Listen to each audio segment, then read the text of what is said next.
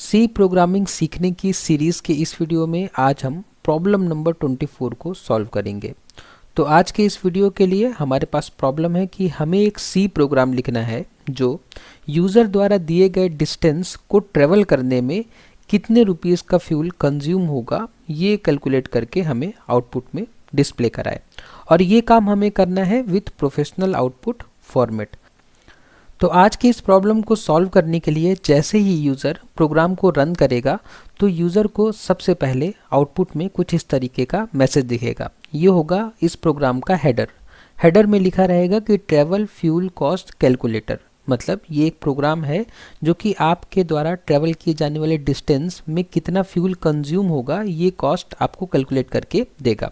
उसके बाद में यूज़र को कुछ इस तरीके का मैसेज दिखेगा कि enter the total distance to travel in kilometer. तो यूज़र से हमारा प्रोग्राम मांग रहा है कि वो डिस्टेंस जो आप ट्रेवल करना चाहते हैं।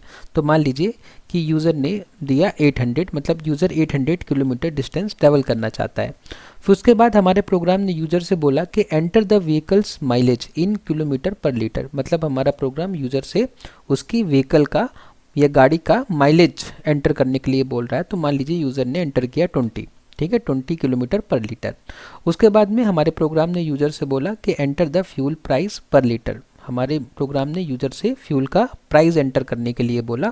तो मान लीजिए यूज़र ने फ्यूल का प्राइस भी एंटर करा दिया।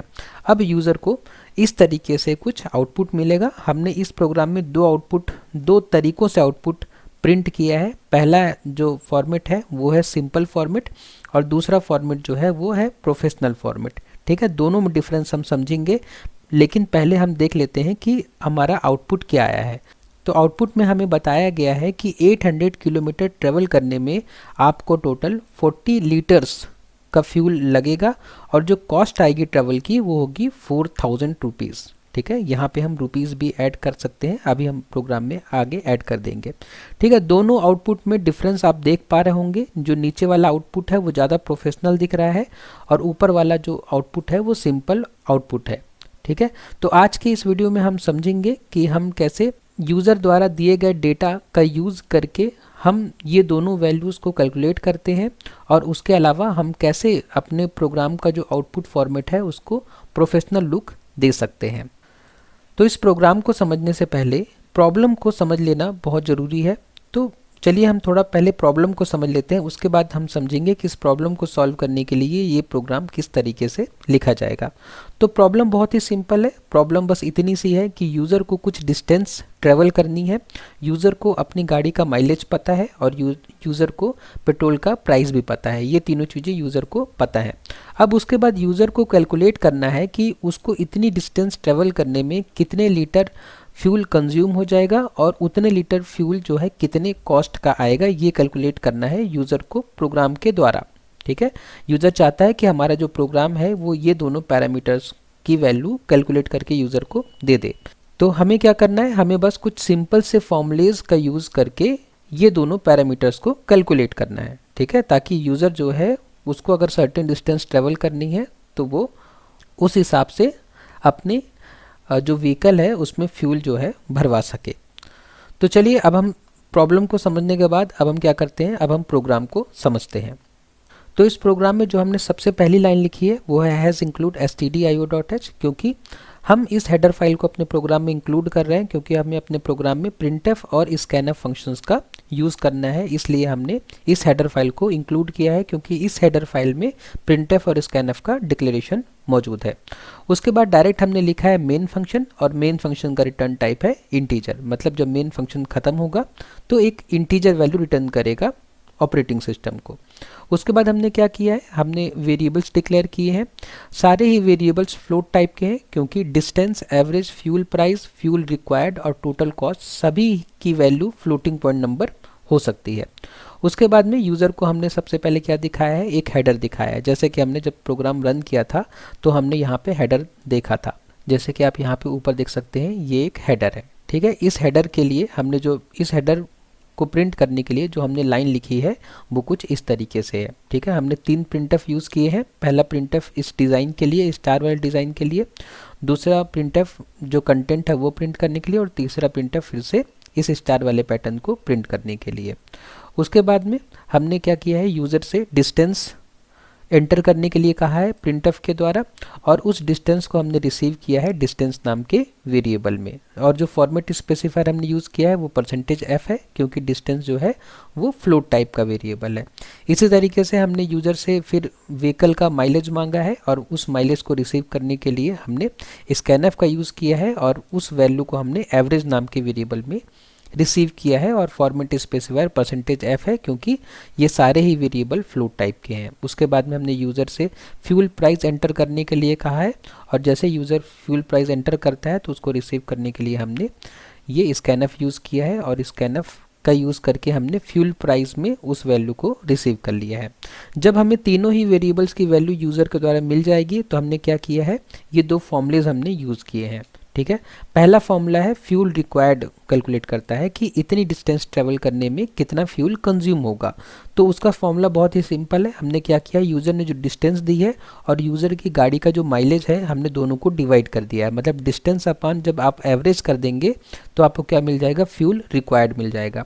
उसी तरीके से जब आपको फ्यूल रिक्वायर्ड मिल जाएगा तो आप फ्यूल रिक्वायर्ड और फ्यूल प्राइस को जब मल्टीप्लाई कर देंगे तो आपको टोटल कॉस्ट मिल जाएगी। ठीक है, तो इस तरीके से हमें ये दोनों वेरिएबल्स की वैल्यू मिल जाएगी, और ये तीनों वेरिएबल्स की वैल्यू यूज़र ने हमें पहले ही दे दी है। तो अब हमारा अगला काम जो है वो है इन पांचों वेरिएबल्स की वैल्यू को प्रिंट करना। अब प्रिंट करने के लिए हमने दो तरीके यूज़ किए हैं। पहला तरीका एकदम सिंपल तरीका है, सिंपल आपको फॉर्मेट में आपको आउटपुट मिलेगा। इस सिंपल तरीके में हमने कुछ नहीं किया है, हमने सबसे पहले ये travel fuel cost report print किया है। Travel fuel cost report print करने के लिए हमने 3 प्रिंटफ यूज़ किए हैं, 2 प्रिंटफ डिज़ाइन के लिए और तीसरा प्रिंटफ जो कंटेंट है उसको लिखने के लिए। ठीक है, उसके बाद में हमने ये 5 लाइनें लिखी हैं पांचों वेरिएबल्स की वैल्यू को प्रिंट करने के लिए। पहले प्रिंटफ में हमने डिस्टेंस को प्रिंट किया है, और डिस्टेंस को प्रिंट करने के लिए हमने जो फॉर्मेट स्पेसिफायर यूज़ किया है वो %f है, और % और f के बीच में हमने 0.2 इसलिए लिखा है क्योंकि हमें डिस्टेंस की वैल्यू जो है वो डेसिमल के बाद 2 डिजिट्स तक प्रिंट करनी है। ठीक है, जैसे कि हम आउटपुट में देख सकते हैं। यहाँ पे जो हमारा आउटपुट आया था, इस आउटपुट में हम देख सकते हैं कि जो हमने ये टोटल डिस्टेंस टू ट्रेवल हमने प्रिंट कराया था, तो डेसिमल के बाद हमारे पास 2 डिजिट्स प्रिंट हुए हैं। ठीक है, क्योंकि हमने कहा था कि हमें डेसिमल के बाद में 2 ही डिजिट्स चाहिए प्रिंट होकर। ओके, और उसी तरीके से फिर हमने क्या किया, उसी तरीके से हमने एवरेज प्रिंट कराया, एवरेज के बाद फ्यूल प्राइस के बाद फ्यूल रिक्वायर्ड, और उसके बाद टोटल कॉस्ट, और सब के लिए हमने ये फॉर्मेट स्पेसिफायर %f यूज़ किया और बीच में 0.2 लगाया क्योंकि हमें डेसिमल के बाद में 2 ही डिजिट्स को प्रिंट करना था। ठीक है, ये तो था सिंपल फॉर्मेट। लेकिन फिर हमने क्या किया, फॉर्मेट में कुछ मॉडिफिकेशंस किए और हमने अपने आउटपुट फॉर्मेट को थोड़ा प्रोफेशनल बनाया। प्रोफेशनल बनाने के लिए हमने कुछ चीज़ें यूज़ की हैं जो कि इससे थोड़ा हटके है। वो चीज़ें हैं यहाँ पे। ठीक है, हमने क्या किया, जैसा कि हमको पता है कि जब भी हम प्रिंटफ फंक्शन का यूज़ करते हैं तो हमें डबल कोट्स के अंदर पहले क्या लिखना होता है, फॉर्मेट स्पेसिफायर। जैसे कि हमने यहाँ पे भी फॉर्मेट स्पेसिफायर यूज़ किया है और बाद में उस फॉर्मेट स्पेसिफायर की वैल्यू किस वेरिएबल में है हमने कॉमा लगा के बताया है। तो वही सेम काम हमने यहाँ पे किया है। हमने देखिए पहले डबल कोट्स के अंदर हमें क्या प्रिंट करना है वो हमने लिख दिया है। जैसे कि हम पहले करते थे कि डबल कोट्स के अंदर हमें क्या प्रिंट करना है वो हम पहले लिख देते हैं। ठीक है, पहला डबल कोट्स जो होगा वो बताएगा कि हमें क्या प्रिंट करना है, और जहाँ जहाँ हमें कांस्टेंट प्रिंट करना है हम डायरेक्ट लिख देते हैं, और जहाँ जहाँ हमें वेरिएबल की वैल्यू प्रिंट करनी है वहाँ पे हम फॉर्मेट स्पेसिफायर लिख देते हैं। तो वही काम हम यहाँ कर रहे हैं। हम क्या कर रहे हैं, डबल कोट्स के अंदर हमें जो प्रिंट करना है हम लिख दे रहे हैं। ठीक है, तो डबल कोट्स के अंदर हमें देखिए यहाँ पे लिखा है %s। अगर इस -30 को अभी मैं इग्नोर करूँ तो लिखा है %s। %s मतलब सबसे पहले हमें एक स्ट्रिंग प्रिंट करनी है। क्या प्रिंट करना है, एक स्ट्रिंग प्रिंट करना है। तो स्ट्रिंग प्रिंट करना है तो देखिए कॉमा के बाद सबसे पहले हमने क्या लिखा है, एक स्ट्रिंग लिखी है। यही स्ट्रिंग इस %s को रिप्रेजेंट कर रही है, मतलब कि %s की जगह ये स्ट्रिंग प्रिंट होके आ जाएगी। उसके बाद में ये क्या प्रिंट होना चाहिए, ये कॉलन प्रिंट होना चाहिए, तो कॉलन प्रिंट हो जाएगा। उसके बाद में जो दूसरा वेरिएबल है उसकी वैल्यू यहाँ पे प्रिंट होगी। यहाँ पे हमने अगर ध्यान से आप देखो, इस 10 को अगर मैं हटा दूँ तो यहाँ पे हमने %.2f लिखा है जो कि हमने ऊपर हर जगह यूज़ किया है। ठीक है। अगर आप बस इतना फॉर्मेट देखें अभी तो आपको कोई कन्फ्यूज़न नहीं होगी। ठीक है, अभी इस फॉर्मेट में जो कि अभी ये printf ये लाइन जो लिखी है इसमें आपको कोई कन्फ्यूज़न नहीं है। क्यों? क्योंकि देखिए डबल कोट्स के अंदर दो फॉर्मेट स्पेसिफायर लिखे हुए हैं, पहला %s और दूसरा %.2f। ठीक है, बस इतना ही। और फिर किलोमीटर, बस इतना ही लिखा हुआ है, स्लैश एन मतलब नेक्स्ट लाइन। ओके, तो %s की वैल्यू कहाँ से मिल जाएगी? ये कॉमा के बाद ये जो हमने लिखा है एक स्ट्रिंग, यहाँ से %s की वैल्यू मिल गई। तो ठीक है, उसके बाद में %.2f की वैल्यू कहाँ से मिल जाएगी? ये डिस्टेंस नाम के वेरिएबल से। ठीक है, अगर मैं अभी इसको प्रिंट कराऊं तो हमारा आउटपुट जो होगा बहुत ही सिंपल सा होगा। टोटल डिस्टेंस टू टावर लिखा रहेगा, उसके बाद कॉलन लगा रहेगा, उसके बाद में डिस्टेंस की वैल्यू रहेगी, कोई भी फॉर्मेटिंग इसमें नहीं रहेगी। अगर मैं आपको एक बार इसको प्रिंट करके दिखाऊं, ठीक है, उसके लिए मैं क्या करता हूं, इसको पहले मैं कमेंट कर देता हूं, इतना कंटेंट को मैं कमेंट कर देता हूं। हमें अभी ये नहीं चाहिए, ठीक है, इसको हम अभी नहीं देख रहे हैं। बस हमारा काम क्या है, मैं आपको दिखाना चाह रहा हूँ कि ये जो डिस्टेंस वाली वैल्यू है ये अभी एकदम सिंपल हो गई है, क्योंकि मैंने यहाँ से -30 और यहाँ से 10 हटा दिया है। ठीक है, अब मैं इसको रन करता हूँ। रन करने से पहले थोड़ा मैं आउटपुट स्क्रीन को क्लियर कर लेता हूँ। ठीक है, उसके बाद मैं इस प्रोग्राम को रन करता हूँ। रन करने के बाद हमें इस तरीके से डिस्टेंस पहले मांगा गया, डिस्टेंस मैं देता हूँ। उसके बाद में माइलेज, तो मैं माइलेज दे देता हूँ। उसके बाद में पेट्रोल का प्राइस या फ्यूल का प्राइस तो ये देता हूँ। ठीक है, देखिए बाकी सारी लाइनें वेल फॉर्मेटेड हैं, लेकिन जो पहली लाइन है उससे हमने फॉर्मेटिंग हटा दी है। तो देखिए पहली लाइन एकदम अलग दिख रही है और बाकी लाइनें एकदम अलग दिख रही हैं। ठीक है, क्यों? क्योंकि इससे मैंने फॉर्मेटिंग हटा दी है। अब आप फॉर्मेटिंग का मतलब समझ सकते हैं यहाँ पे। ठीक है, फॉर्मेटिंग में देखिए क्या कहा गया है कि % और s के बीच में -30 लिखा हुआ है। इस -30 का मतलब ये है कि जो स्ट्रिंग होगी, ये जो स्ट्रिंग है ये पूरी की पूरी स्ट्रिंग यहाँ से लेके यहाँ तक, इस स्ट्रिंग की जो विड्थ होगी, ठीक है, यहाँ पे स्ट्रिंग क्या है, ये व्हीकल माइलेज, ये स्ट्रिंग है। इस स्ट्रिंग की जो विड्थ होगी वो 30 होगी। ठीक है, 30 कैरेक्टर की विड्थ होगी इस स्ट्रिंग की। और माइनस मतलब होता है कि ये स्ट्रिंग लेफ्ट अलाइंड होगी। ठीक है, अगर मैं यहाँ से इस माइनस को हटा देता हूँ, ठीक है, तो ये हमारी स्ट्रिंग जो होगी राइट अलाइंड हो जाएगी, मतलब व्हीकल माइलेज यहाँ पे राइट हैंड साइड में आ जाएगा। इस प्रोग्राम को मैं फिर से रन करता हूँ।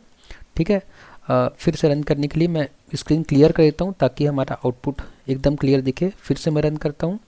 रन करने के बाद मैं यहाँ पे देता हूँ 800, उसके बाद में व्हीकल का माइलेज और उसके बाद में पेट्रोल का या फ्यूल का प्राइस। ठीक है, अब देखिए पहली लाइन जो हमने गड़बड़ की उससे क्या हुआ कि हमारा पूरा स्पेसिंग हट गया, और दूसरी लाइन में मैंने सिर्फ माइनस हटाया है, यहाँ पे -30 में से सिर्फ माइनस हटाया है, तो हमारी जो व्हीकल माइलेज है वो राइट अलाइंड हो गया। ठीक है, ये लेफ्ट में देखिए पूरा स्पेस है और राइट में ये चला गया है। ठीक है, तो अब आपको समझ में आ रहा होगा इस माइनस का मतलब क्या है। इस माइनस से जो हमारा स्ट्रिंग होता है वो लेफ्ट अलाइन हो जाता है, लेफ्ट से शुरू होता है।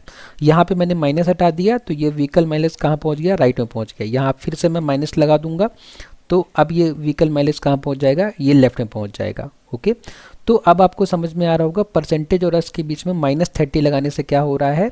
-30 लगाने से ये हो रहा है कि हमारा ये जो स्ट्रिंग है इसकी पूरी विड्थ जो है वो हो जाएगी 30, और अगर हमारा जो स्ट्रिंग है उसकी लेंथ 30 से कम है तो बचे हुए स्पेस में स्पेस आ जाएगा। ठीक है, यहाँ पे जो बचा हुआ स्पेस है यहाँ पे स्पेस बार वाला स्पेस आ जाएगा। ठीक है, मतलब ये खाली रह जाएगा, उसके बाद में ही ये कॉलन प्रिंट होके आएगा। मतलब हमें ये यहाँ से लेके यहाँ तक का पूरा स्पेस में 30 कैरेक्टर्स चाहिए ही चाहिए। अगर हमारी स्ट्रिंग में 30 है तो फिर कोई बात नहीं, पूरा यहाँ तक पूरा कवर हो जाएगा। लेकिन अगर हमारा स्ट्रिंग जो है 30 से कम कैरेक्टर्स का है तो बचे हुए जगह पे क्या आ जाएगा, स्पेस आ जाएगा। उसी तरीके से % और f के बीच में 10 का मतलब है कि हमारा जो नंबर होगा, जो भी यहाँ पे वैल्यू होगी उसकी विड्थ 10 होगी। ठीक है, अगर यहाँ पे 10 डिजिट होती तो पूरी की पूरी यहीं पे आ जाती, लेकिन अगर 10 डिजिट्स नहीं है तो बचे हुए जगह पे क्या आ जाएगा, स्पेस आ जाएगा। और यहाँ पे हमने माइनस नहीं लगाया है, यहाँ पे 10 के पहले माइनस नहीं लगाया, इसका मतलब क्या होगा कि ये जो नंबर होंगे ये राइट अलाइंड होंगे। ठीक है, अगर यहाँ पे माइनस लगा देता, मान लीजिए कि ये फ्यूल प्राइस वाले में माइनस लगा दूँ यहाँ पे, तो क्या हो जाएगा कि ये जो स्ट्रिंग है ये फ्यूल प्राइस वाला ये कहाँ आ जाएगा, ये लेफ्ट में आ जाएगा। ठीक है, एक बार इसको भी रन करके हम देख लेते हैं। ठीक है, सारा गड़बड़ करने के बाद हम देख लेते हैं, उसके बाद में हम सबको सही कर देंगे। ओके, तो मैं डिस्टेंस एंटर करता हूँ 800, उसके बाद में माइलेज 20 और उसके बाद में प्राइस 100। ओके, तो जैसा कि आप यहाँ पे देख सकते हैं फ्यूल प्राइस वाले में मैंने क्या कर दिया, माइनस लगा दिया है, तो इसलिए ये 100 जो है लेफ्ट अलाइंड हो गया है। ओके, तो अब आप समझ रहे होंगे कि इस -30 का मतलब क्या है और इस 10 का मतलब क्या है। इस तरीके से हम क्या करते हैं, अपने आउटपुट की फॉर्मेटिंग करते हैं, उसको एक प्रोफेशनल लुक हम दे सकते हैं। तो अगर मैं अब इन सारी गलतियों को सही कर दूं, ठीक है, इन सारी गलतियों को मैं क्या कर दूं, सही कर दूं, तो हमारा प्रोग्राम जो है वो एकदम बढ़िया हो जाएगा। ठीक है, फिर से प्रोग्राम हमारा सही चलने लग जाएगा और एकदम हमारा प्रोफेशनल लुक जो हम बात कर रहे थे, ठीक है, वैसा आ जाएगा। ठीक है, इसको मैं कमेंट कर देता हूँ सिंपल वाले आउटपुट को, ताकि हम अपने प्रोग्राम को जैसा होना चाहिए वैसे उस फॉर्म में देख सकें। ओके, मैं आउटपुट को क्लियर कर देता हूँ और एक बार आपको फाइनली और रन करके दिखा देता हूँ।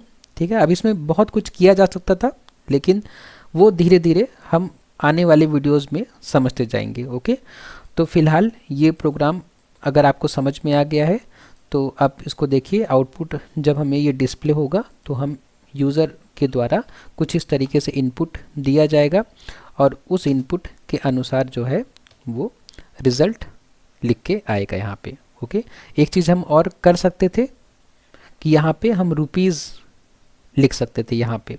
ठीक है, जो टोटल ट्रेवल कॉस्ट है वो रुपीज़ में आया है, तो हम चाहें तो यहाँ पे रुपीज़ लिख सकते हैं।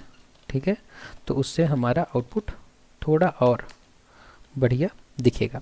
ओके, अब एक बार और रन करता हूँ मैं इस प्रोग्राम को और उसके बाद में एंटर करता हूँ डेटा, जैसे डिस्टेंस हो गया, माइलेज हो गया और उसके बाद में फ्यूल का प्राइस हो गया। मैंने इस बार फ्यूल प्राइस चेंज कर दिया ताकि हम अलग रिजल्ट्स भी देख सकें।